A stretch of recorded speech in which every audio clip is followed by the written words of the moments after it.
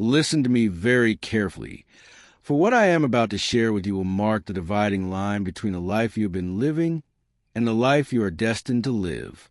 For 25 years, I studied the minds of more than 500 of America's most successful men, searching for the common thread that bound them all together. I discovered something so profound, so simple, yet so powerful that it has remained hidden from the masses who struggle daily with poverty, failure, and despair. These men, Carnegie, Ford, Edison, Rockefeller, all possess a secret morning ritual that set their minds in motion toward success before their feet even touch the floor. You wake each morning, don't you, with the same thoughts of worry, the same fears about money, the same doubts about your abilities? You rise from your bed already defeated, your mind poisoned with the limitations of yesterday. This is the poverty of mind that afflicts 98% of all people, and it is the very reason they remain chained to lives of quiet desperation. But today, right now, as you listen to my words, that chain is about to be broken forever. What would you say if I told you that the first 5 minutes after you open your eyes each morning determine whether you will succeed or fail that day? What would you think if I revealed that every great fortune, every remarkable achievement, every breakthrough in human progress began not in an office or a factory, but in the quiet moments of dawn when a determined mind spoke certain words with absolute faith and conviction? The human mind is a transmitting and receiving station. When you speak words with deep emotion and faith, you send a command directly to your subconscious mind, which is connected to infinite intelligence. This is not mere theory. This is scientific fact, proven through decades of careful observation. Your subconscious mind does not question or doubt. It simply accepts what you tell it with feeling and begins immediately to manifest it in your physical world. Andrew Carnegie understood this principle. Each morning, before the sun painted the sky, he would stand before his window and speak his intentions for the day with such power that his very presence commanded respect from all who met him. Thomas Edison knew this secret. In the quiet of his laboratory, before beginning his work, he would affirm his connection to the infinite source of all knowledge. Rockefeller, Ford, Schwab, they all began their days not with a newspaper or idle chatter, but with deliberate, purposeful words that programmed their minds for victory. For too long, you have been the victim of your own mental laziness. You have allowed your mind to run wild, like an untamed horse, carrying you wherever fear and doubt wish to take you. But the 11 phrases I am about to give you are like a bridle and bit for that wild horse. They will give you mastery over your own mind and, through that mastery, control over your entire life. These are not merely positive thoughts or empty affirmations. These 11 phrases contain the concentrated essence of success philosophy, distilled from the actual practices of men who built empires from nothing, who transformed entire industries, who left their mark on history. Each phrase is a key that unlocks a different door in your subconscious mind. Together, they form a master key that opens a vault of unlimited achievement. The transformation that awaits you requires only 2 things. First, that you speak these phrases every single morning without fail, and second, that you speak them with absolute faith and burning emotion. The words without the feeling are dead, but when you combine these words with a fire of belief, you set in motion forces that will reshape your entire existence. Prepare yourself, for you are about to learn the morning ritual that separates the masters of life from its victims. I am the master of my fate. Let these 6 words burn themselves into your consciousness, for they contain the power to lift you from the depths of despair to the heights of achievement. I once knew a man who had lost everything, his business, his savings, his confidence. He sat in my office with tears in his eyes, convinced that external forces had conspired to destroy him. I gave him only these 6 words and told him to repeat them every morning with the force of his entire being. 6 months later, he returned to thank me, for he had not only recovered his losses, but had built a fortune twice as large as before. You see, most people believe they are leaves blown about by the wind of circumstance. They blame the government, the economy, their education, their family, everything and everyone except the one person who holds all the power, themselves. But I tell you now, based on my study of the most successful minds in history, that you are not the victim of fate. You are its author. Every circumstance in your life today is the direct result of the thoughts you held in your mind yesterday. When William Ernest Henley wrote, "I am the master of my fate. I am the captain of my soul," he was not penning pretty poetry. He was stating a law as immutable as the law of gravity. Your thoughts create your circumstances. Your dominant mental attitude determines whether you attract success or failure, wealth or poverty, happiness or misery. This is not wishful thinking. This is the operation of universal law that works with mathematical precision. Consider Charles M. Schwab. He began as a day laborer in Andrew Carnegie's steel mills, earning $1 a day. But Schwab understood that he was the master of his fate. Each morning, before reporting to work, he would stand before his modest mirror and declare with unshakable conviction that he would one day run those very mills. He did not hope. He did not wish.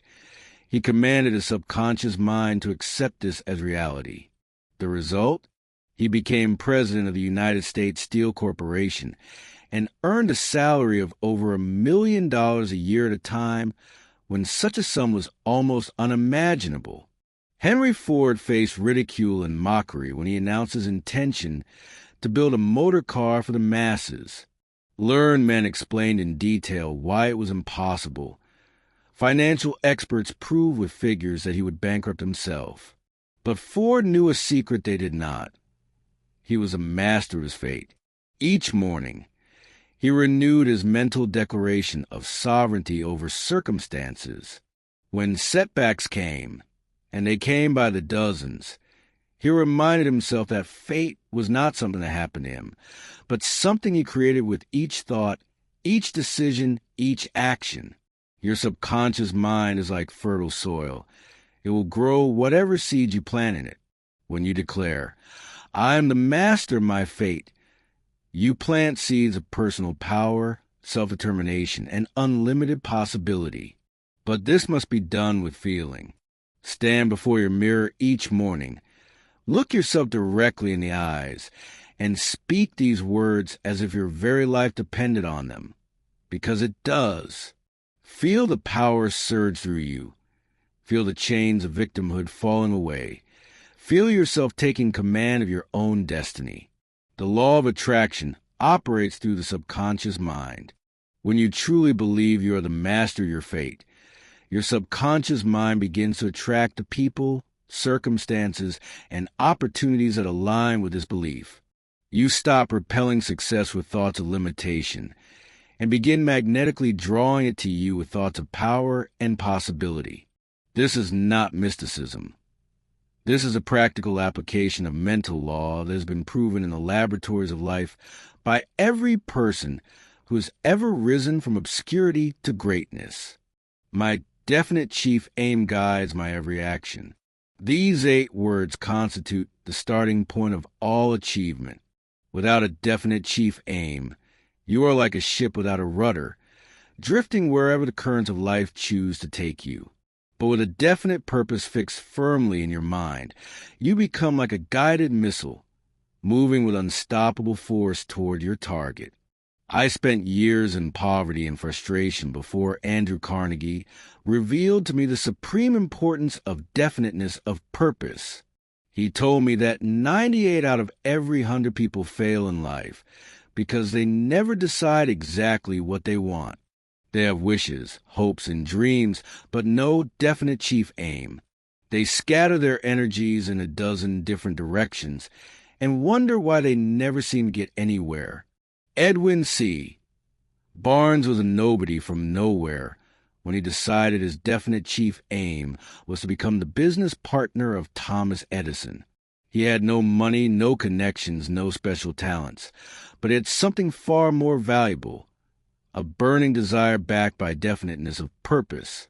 Each morning, before the world awoke, Barnes would stand in his shabby room and declare his intention to work with Edison. He did not say he hoped to work for Edison.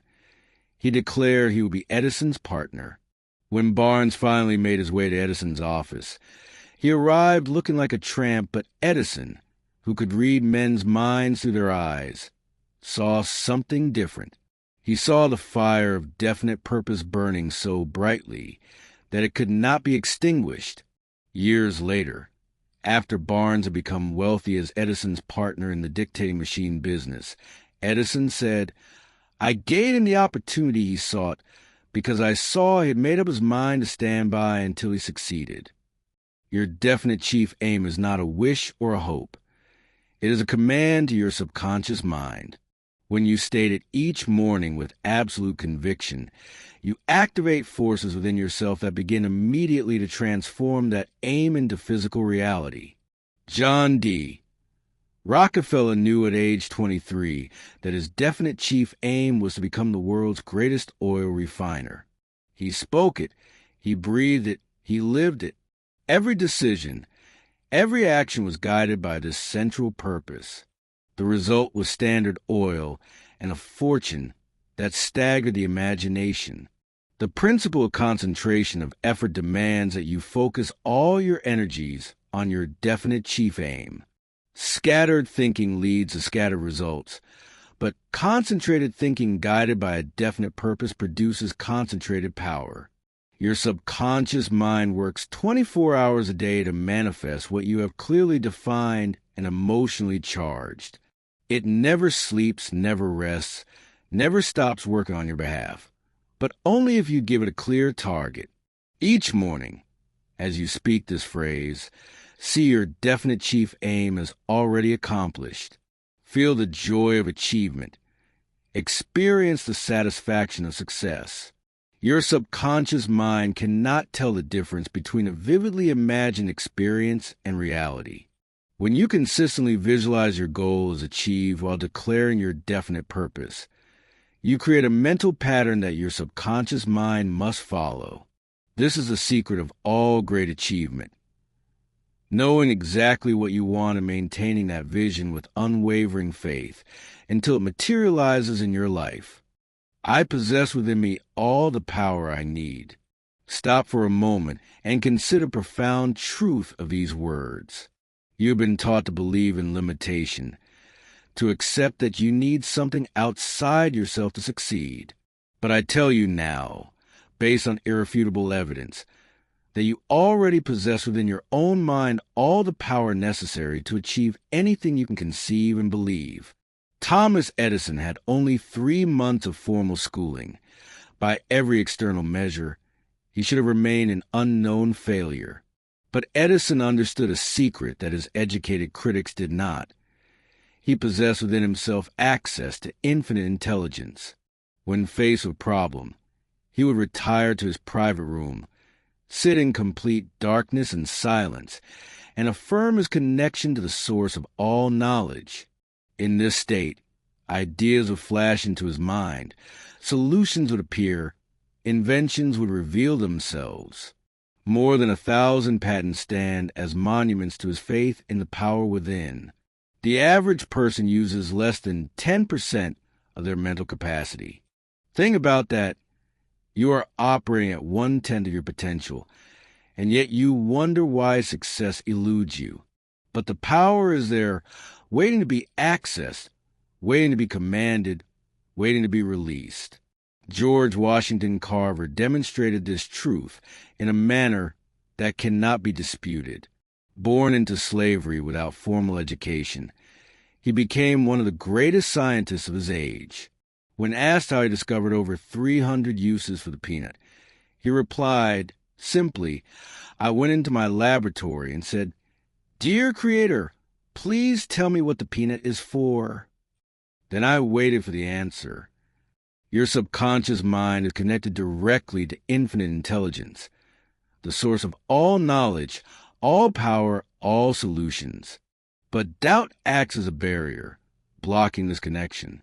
When you affirm each morning that you possess within you all the power you need, you remove this barrier. You open the channel through which unlimited wisdom and ability can flow. This is not theory. This is demonstrated fact, proven by every great achiever in history. Self-doubt is the great crippler of human potential. You have been programmed since childhood to believe in your limitations rather than your possibilities. You have been told what you cannot do so often that you have forgotten what you can do. But Carnegie was right when he said that no man is limited except by his own thoughts. The walls that seem to imprison you are made of nothing more substantial than your own beliefs. When you change those beliefs, the walls disappear. Each morning, as you speak this affirmation, feel the surge of unlimited power flowing through you. You are not separate from the creative force of the universe. You are an expression of it. The same power that moves the planets, that causes the seed to become the tree, that transforms a caterpillar into the butterfly flows through your mind. Your only task is to recognize it, accept it, and direct it toward your definite chief aim. When you do this with faith and persistence, miracles become commonplace. The impossible becomes inevitable, and you discover that you have always possessed the power to transform your life. Today, I will go the extra mile in all I do. This principle has created more millionaires than any other single factor. It is so simple that most people overlook it, so powerful that those who apply it cannot fail. Yet the majority of people do only what they are paid to do, only what is required, only what they must, and then they wonder why opportunity passes them by. Charles M. Schwab was once asked by Andrew Carnegie to manage a steel mill that was losing money. The other managers had failed to turn it around despite their best efforts. Schwab took the job with one condition, that he be allowed to manage it his way. His way was the principle of going the extra mile. He worked not 8 hours but 12, not because he was paid for the extra time, but because he was determined to render more service than required. He insisted that every employee under him adopt the same principle. Within 1 year, that failing mill became the most profitable in the entire Carnegie system. Schwab's reward? A bonus of $1 million for a single year's work in an era when $1,000 was a fortune. The law of increasing returns governs all of nature and all of human activity. When you give more than is expected, you receive back more than you gave. This is not sentiment. This is mathematical law. The farmer who tends his crops with extra care receives an extra abundant harvest. The merchant who provides extra service builds a loyal customer base. The employee who does more than required inevitably rises to positions of greater responsibility and reward. Most people approach their work with the attitude of, how little can I do and still get by? They watch the clock, resent extra assignments, and complain about their pay. These are the people who remain at the bottom all their lives, bitter and resentful, never understanding that they're the authors of their own poverty. They violate the basic law of success, and then blame everyone but themselves for their failure. Going the extra mile is not about working yourself to exhaustion. It is about bringing quality, enthusiasm, and excellence to everything you do. It is about looking for ways to increase your service, improve your skill, and add value wherever you are. When you adopt this principle, you stand out from the mediocre masses like a beacon in the darkness. Opportunities seek you out. Promotion becomes inevitable. Success becomes not a matter of if, but when. Andrew Carnegie built his entire fortune on this principle. He promoted only those who demonstrated the habit of going the extra mile. He paid them not for what they did, but for their willingness to do more than they were paid for. Every person in his organization who rose to wealth and prominence did so by rendering extra service. This was not favoritism. This was a recognition of an immutable law of success. Each morning, when you declare your intention to go the extra mile, you program your mind to look for opportunities to exceed expectations. Your subconscious mind begins to generate ideas for improving your service. You develop the reputation of being someone who can be counted on to deliver more than promised. This reputation becomes your most valuable asset, worth more than money in the bank, because it guarantees that you will never lack for opportunities to prosper. I attract wealth through service to others. Here is a truth that destroys forever the false belief that success comes through taking advantage of others. Every great fortune, without exception, has been built on a foundation of service. The size of your reward in life will always be in direct proportion to the amount and quality of service you render to others. Henry Ford became one of the richest men in the world not by exploiting others, but by serving them. His obsession was not with profit, but with providing affordable transportation to the masses. He revolutionized production methods not to increase his wealth, but to decrease the cost of automobiles so more people could afford them. The fortune that flowed to him was the natural result of the service he rendered to millions. He often said, "A business that makes nothing but money is a poor business." Money is nothing more than a symbol of service rendered. It flows to those who provide value to others, and away from those who seek only to take. This is a law of compensation in action, and it operates as reliably as the law of gravity. You cannot violate it without suffering the consequences. Every person who has tried to gain wealth without providing equivalent service has ultimately failed, while every person who is focused on service has ultimately prospered. Consider Frank W. Woolworth. He built his fortune on the simple idea of serving people who had only nickels and dimes to spend. While other merchants ignored these customers as unprofitable, Woolworth saw an opportunity to serve. He created stores where people of modest means could shop with dignity and find quality goods at prices they could afford. His 5 and 10-cent stores served millions and made him one of the wealthiest men in America. J.P. Morgan accumulated his vast fortune not through manipulation, but through organization. He saw that American industry needed capital and structure to grow. He organized railroads, steel companies, and banks in ways that served both investors and the public. His wealth was a natural compensation for the valuable service he provided in building the industrial foundation of America. When you affirm each morning that you attract wealth through service to others, you align yourself with this universal law. Your subconscious mind begins to attract opportunities to serve. You develop what I call a service consciousness, an awareness of how you can add value in every situation. This consciousness is magnetic. It draws people to you, opens doors that were previously closed, and creates possibilities where none existed before.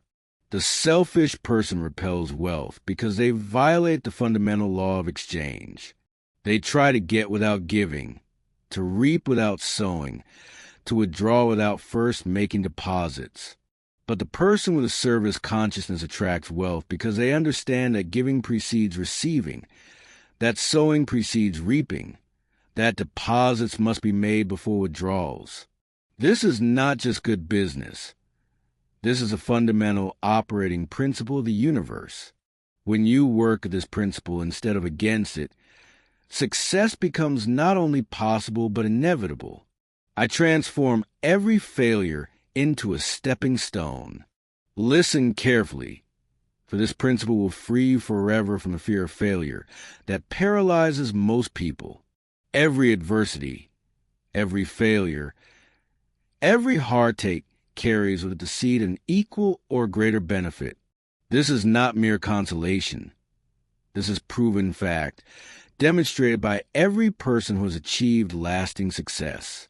Abraham Lincoln failed in business at age 21, was defeated for the legislature at 22, failed again in business at 24, his sweetheart died when he was 26, he had a nervous breakdown at 27, was defeated for speaker at 29, defeated for elector at 31, defeated for Congress at 34, defeated for Senate at 46, defeated for vice president at 47, and defeated for Senate again at 49. At age 52, he became President of the United States and saved the Union. Every failure had been preparing him, strengthening him, teaching him the lessons he would need for his ultimate destiny. Thomas Edison's teacher said he was too stupid to learn anything. He was fired from his first 2 jobs for being unproductive. When he was inventing the light bulb, he failed over 10,000 times. A reporter asked him how it felt to fail so many times. Edison replied, "I have not failed. I've just found 10,000 ways that won't work." Each failure brought him closer to success because he understood that failure is nothing more than a stepping stone to achievement. R.U. Darby learned this lesson in the most dramatic way possible. He and his uncle discovered gold during the gold rush and invested everything they had in mining equipment. After extracting enough ore to pay for the machinery, the vein of gold disappeared. They drilled desperately, but found nothing. Finally, they quit and sold the machinery to a junk dealer for a few $100s. The junk dealer hired a mining engineer who calculated that the vein would be found just 3 feet from where the Darbys had stopped drilling. The junk dealer extracted millions of dollars in gold from that mine. But Darby learned from this failure. He went into insurance sales and used a lesson of persistence to become one of the most successful insurance salesmen in America. Most people accept failure as final. They quit at the first sign of defeat. They interpret temporary setback as permanent disaster. But I tell you now, there is no such thing as permanent failure except for the person who accepts it as such. Every failure is temporary. Every defeat is educational. Every setback is a setup for a comeback, but only for those who refuse to quit. Your subconscious mind has the miraculous ability to transform any experience into an asset. When you affirm each morning that you transform every failure into a stepping stone, you program your mind to look for the lesson, the opportunity, the hidden benefit in every setback. You develop what I call failure immunity, the ability to bounce back quickly from any defeat and use it as fuel for your next success. Nature requires opposition to create strength. The tree that stands against the wind develops the deepest roots. The muscle that works against resistance grows the strongest. The person who overcomes the most failures develops the greatest capacity for success. When you understand this principle and apply it consistently, you stop fearing failure and start welcoming it as a teacher, a strengthener, a necessary step on the path to achievement. You realize that success is not the absence of failure, but the transformation of failure into wisdom, strength, and determination. I am building my success with patience and persistence. In this age of instant gratification, this principle has been all but forgotten, yet it remains as true today as it was in the beginning. All enduring success is built gradually, methodically, persistently over time. There are no shortcuts, no magic formulas, no overnight transformations. Success is a building process, and like all building, it requires patience and persistence. James J. Hill spent 20 years building his railroad empire. For 2 decades, he laid track through wilderness, overcame countless obstacles, faced financial ruin repeatedly, and endured the mockery of those who called his project Hill's Folly. But Hill understood that great achievements required time to mature. He persisted when others would have quit, remained patient when others would have rushed, and continued building when others would have abandoned the project. The Great Northern Railway became one of the most successful transportation systems in America, and Hill became one of the wealthiest men of his era. The principle of compound returns applies not only to money, but to personal development. Each day that you persist in your efforts, you add to your foundation. Each small improvement builds upon the last. Each lesson learned makes the next one easier. This compounding effect is invisible at first, which is why most people quit before they see results. But those who persist eventually reach the tipping point where all their accumulated effort suddenly produces dramatic results. Marshall Field understood this principle. When the Great Chicago Fire destroyed his store, he faced a choice: quit or rebuild. Lesser men might have accepted defeat, but Field saw the fire not as an ending but as an opportunity to build something better. He rebuilt with patience and persistence, creating not just a store but a retail empire that bore his name for over a century. He often said, "The secret of success is to do common things uncommonly well." And this requires patience to master the details and persistence to maintain high standards. Impatience is a great destroyer of potential success. It causes people to abandon their efforts just before the breakthrough comes. It leads to poor decisions, rushed actions, and inevitable failure. The impatient person is like the farmer who plants seeds and then digs them up every day to see if they're growing. The patient person understands that there is a season for planting and a season for harvesting, and that one cannot be rushed into the other. Persistence is a quality that makes all other qualities effective. Without it, talent is wasted, education is meaningless, and opportunity is squandered. But with it, even ordinary ability can achieve extraordinary results. Calvin Coolidge was right when he said, "Nothing in the world can take the place of persistence. Talent will not. Nothing is more common than unsuccessful men with talent. Genius will not. Unrewarded genius is almost a proverb. Education will not. The world is full of educated derelicts. Persistence and determination alone are omnipotent."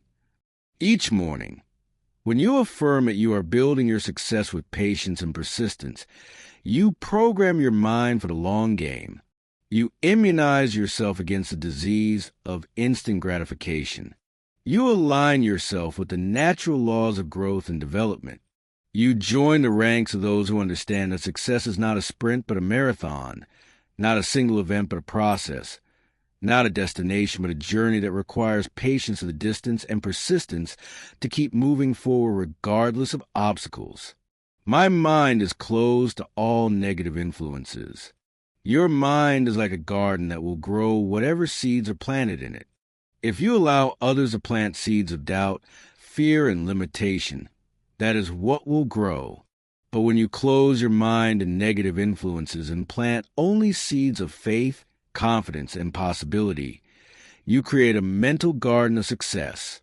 The world is full of people who will tell you what you cannot do. They failed, so they believe you must fail. They quit, so they expect you to quit.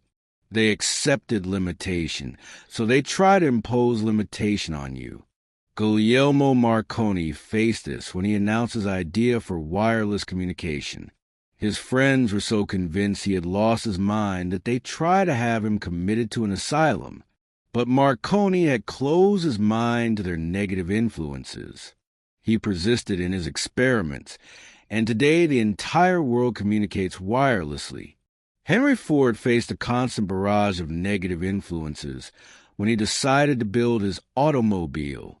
Engineers proved it was impossible. Financial experts demonstrated he would go bankrupt. Even his father tried to discourage him.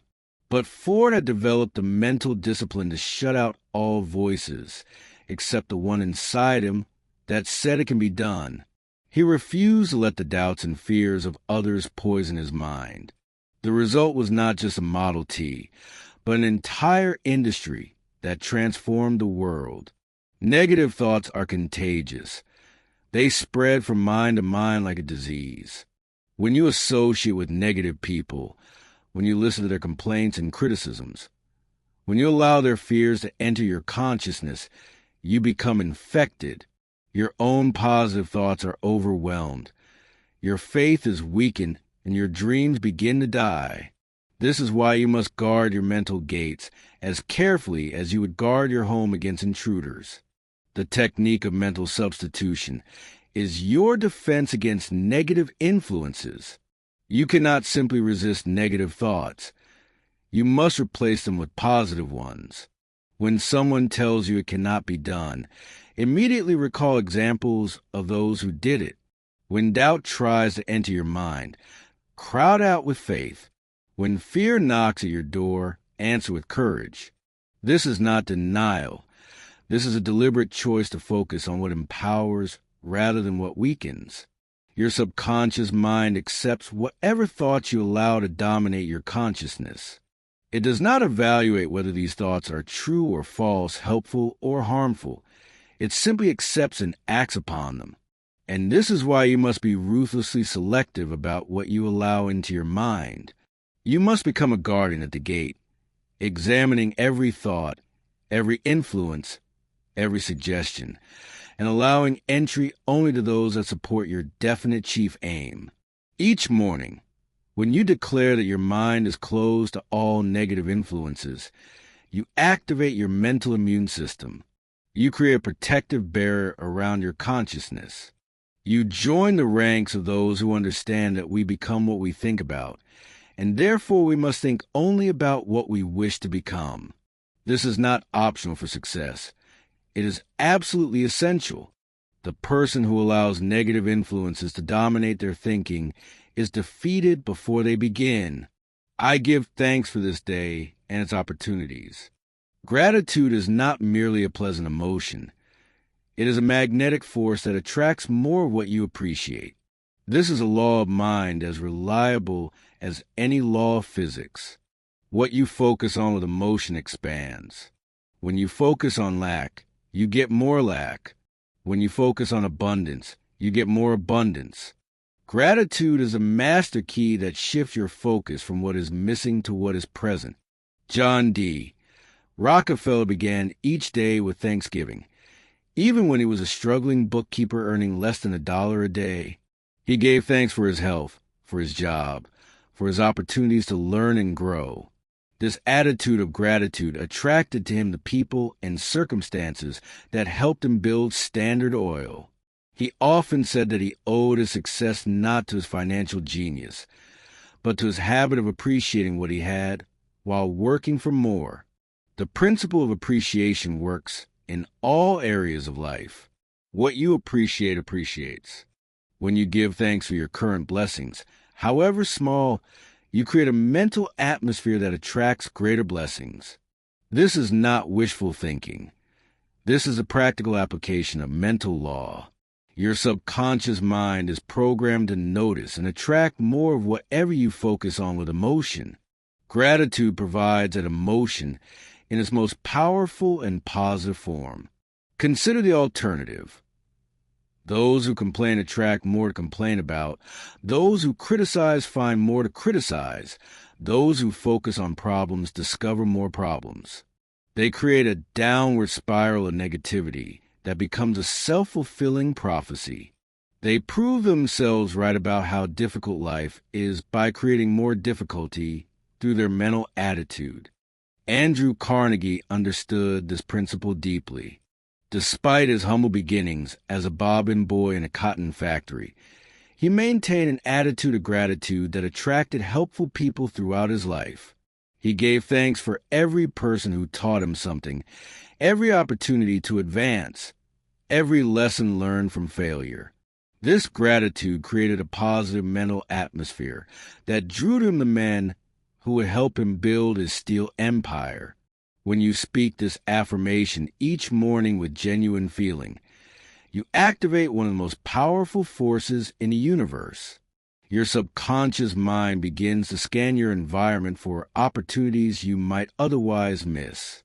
You develop what I call opportunity consciousness, the ability to recognize and capitalize on the possibilities that surround you every day.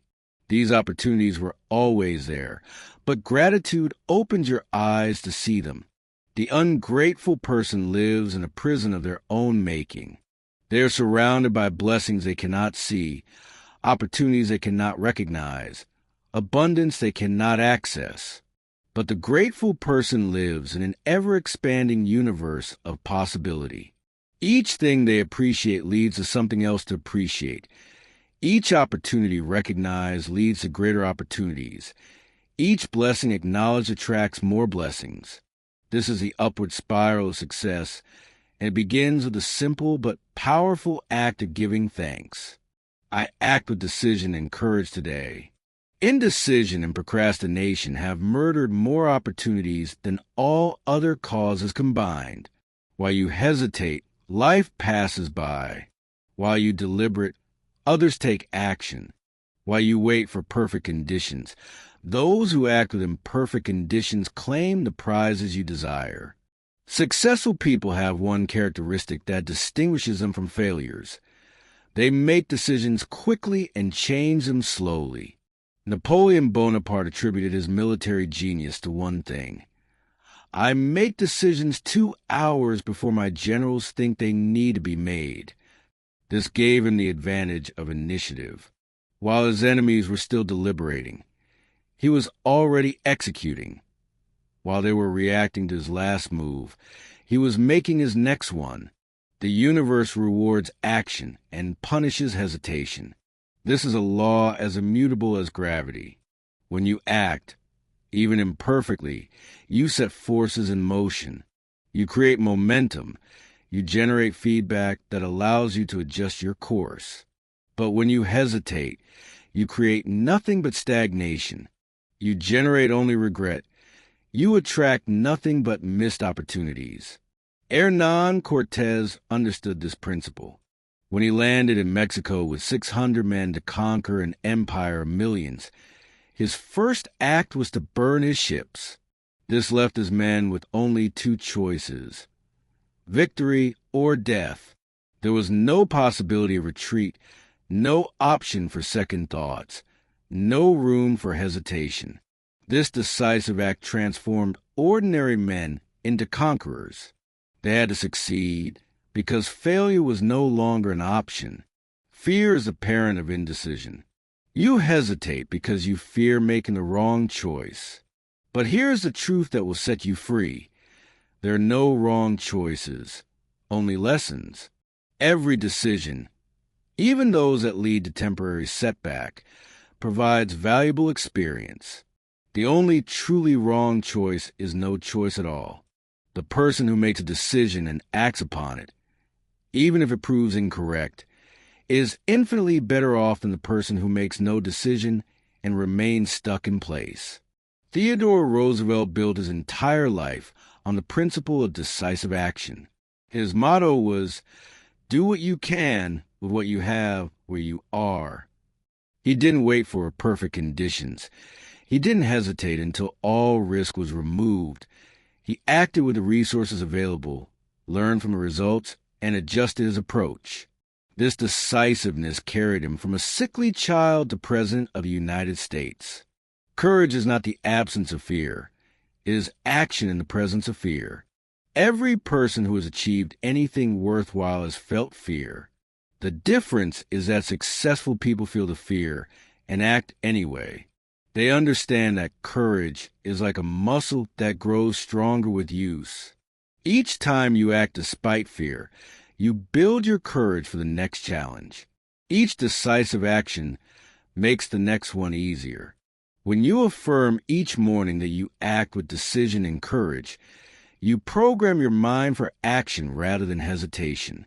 You prime yourself to recognize opportunities and seize them before they disappear. You join the ranks of the doers rather than the talkers, the actors rather than the reactors, the decisive rather than the doubtful. You align yourself with the force of initiative that moves the world forward and rewards those who dare to lead rather than follow. I am becoming the person I was meant to be. This final affirmation encompasses all the others, for success is not merely about achieving external goals, but about fulfilling your highest potential. Every person born into this world has unique gifts, talents, and capacities that are meant to be developed and expressed.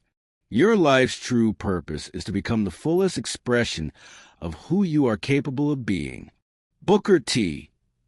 Washington was born into slavery, but he refused to let his circumstances define his destiny. He understood that within him lay the potential for greatness, regardless of external conditions. Each day, he worked not just on external achievements, but on developing himself. He educated himself, refined his character, and expanded his capabilities. He became one of the most influential educators and leaders of his time, not because circumstances favored him, but because he was committed to becoming who he was meant to be. The principle of growth is fundamental to all life. You're either growing or dying. There's no standing still. When you stop developing, stop learning, stop improving, you begin to deteriorate. But when you commit to continuous growth, you align yourself with the creative force of the universe. You become an ever-expanding expression of human potential. Benjamin Franklin understood this principle better than perhaps any American. He created a system of 13 virtues and worked on developing one each week. He examined himself daily, noting where he had fallen short and resolving to do better. This commitment to continuous self-improvement transformed him from a printer's apprentice into one of the most accomplished men in history. Inventor, diplomat, philosopher, scientist, and founding father. Small daily improvements compound into dramatic transformation. You don't become a person you're meant to be through a single dramatic act, but through thousands of small acts of self-development. Each book you read, each skill you develop, each weakness you overcome, each strength you build contributes to your evolution. The person you are today is a result of all your yesterdays. The person you will be tomorrow is being created by what you do today. This phrase aligns your conscious and subconscious minds toward continuous evolution. When you declare each morning that you are becoming the person you were meant to be, you activate what I call the law of becoming. Your subconscious mind begins to reveal opportunities for growth. You attract teachers, books, experiences that help you develop. You find yourself making choices that support your evolution rather than your stagnation. Most people settle for far less than they are capable of becoming. They allow their environment to determine their development. They accept the limitations others place upon them. They stop growing when they leave school, stop learning when they get a job, stop evolving when they achieve a modest comfort. They die at 30 and are buried at 70, having spent 40 years as walking corpses of who they could have been. But you were not meant for mediocrity. Within you lies genius waiting to be awakened, greatness waiting to be expressed, potential waiting to be realized. The same life force that creates all miracles in nature flows through you. Your only task is to cooperate with this force, to remove the barriers of doubt and fear and limitation that prevent its full expression through you. When you speak this affirmation with deep feeling, you make a sacred commitment to your own evolution. You declare that you will not settle, will not stop, will not accept less than your highest potential. You join the ranks of those who understand that life is a journey of becoming, and that the joy is not in reaching some final destination, but in the continuous unfolding of your capabilities. You align yourself with the creative intention that brought you into existence, and you promise to honor that intention by becoming all that you were meant to be. Now, let me share with you the sacred ritual that will transform these 11 phrases from mere words into living forces in your life. This is not a casual practice to be done half-heartedly while you rush through your morning. This is a deliberate act of mental programming that requires your full presence and participation. Rise each morning at least 30 minutes before you must begin your daily activities. This time is not negotiable. If you are not willing to invest 30 minutes in your own transformation, then you are not serious about success. The men who built great fortunes and achieved lasting success all understood that the first hour of the day belongs to mental preparation. They would no more begin their day without this preparation than a warrior would enter battle without his weapons. Find a private place where you will not be disturbed. This is crucial. The subconscious mind requires concentration to receive new programming. Interruptions break the connection and weaken the effect. Lock the door if necessary. Inform your family that this time is sacred. Guard it as you would guard your most precious possession, for indeed it is. Stand before a mirror and look directly into your own eyes. This is important. The eyes are the windows of the soul, and when you speak to yourself while maintaining eye contact, you create a powerful circuit of communication between your conscious and subconscious minds. Many people find this uncomfortable at first because they have never truly looked at themselves. Persist through any discomfort. This direct communication with yourself is essential for transformation. Speak each phrase aloud with all the emotion and conviction you can summon. The words without feeling are dead. Your subconscious mind responds not to the words themselves, but to the emotional vibration behind them. When you say, "I'm the master of my fate," feel the power of that truth surging through you. When you declare, "My definite chief aim guides my every action," see your goal is already achieved and feel the joy of accomplishment. This emotional intensity is what drives the words deep into your subconscious mind, where they can take root and grow. Repeat each phrase 3 times before moving to the next. The first time, speak it to establish the thought. The second time, speak it with increased emotion to deepen the impression. The third time, speak it with absolute conviction as an established fact in your life. This repetition with increasing intensity creates the neural pathways that transform thought into habit, habit into character, and character into destiny. After speaking all 11 phrases, remain quiet for 5 minutes. This is a period of impression when your subconscious mind absorbs and begins to process what you declared. Do not think of problems or plans during this time. Simply remain in a state of quiet expectancy, knowing that the seeds you planted are already beginning to germinate in the fertile soil of your subconscious mind. The transformation will not happen overnight. Your subconscious mind has been programmed by years of negative conditioning, and it requires at least 30 days of consistent practice to establish new patterns. Miss a single day during these first 30 days, and you must begin again. This is not punishment, but simple recognition of how the mind works. Consistency is essential for creating new neural pathways. After 30 days, the practice will begin to feel natural. After 60 days, you will notice changes in your thinking and behavior. After 90 days, others will begin to comment on the transformation they see in you. After 6 months of faithful practice, you will be a different person, not in your essential nature, but in your expression of that nature. You will have become someone who naturally thinks and acts in alignment with success. Many men have written to tell me of the miraculous changes this morning ritual has brought to their lives. A salesman who could barely earn enough to feed his family became the top producer in his company. A laborer who had accepted his station in life developed an invention that made him wealthy. A timid clerk transformed into a confident executive. These were not miracles in the supernatural sense, but the natural result of aligning the mind with the laws of success. Do not make the mistake of thinking this is too simple to be effective. The greatest truths are always simple. The problem is not in understanding them, but in applying them. Knowledge without application is worthless.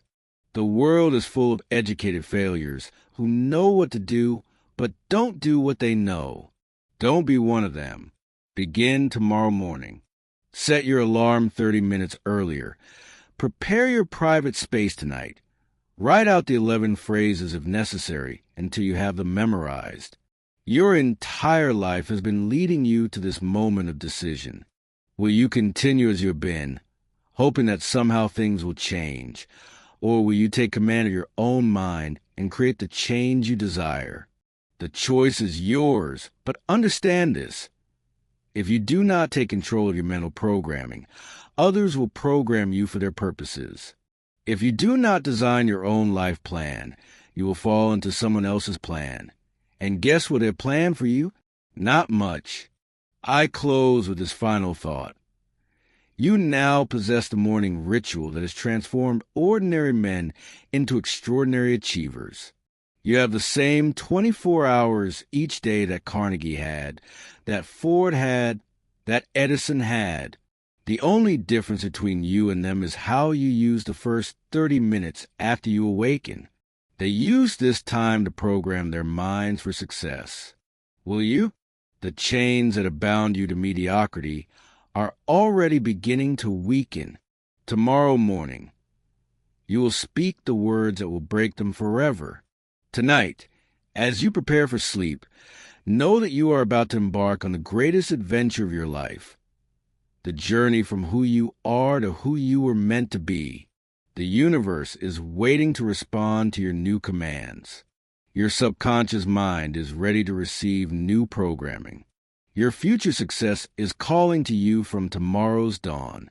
Rise early, speak boldly, believe completely, act decisively, persist relentlessly.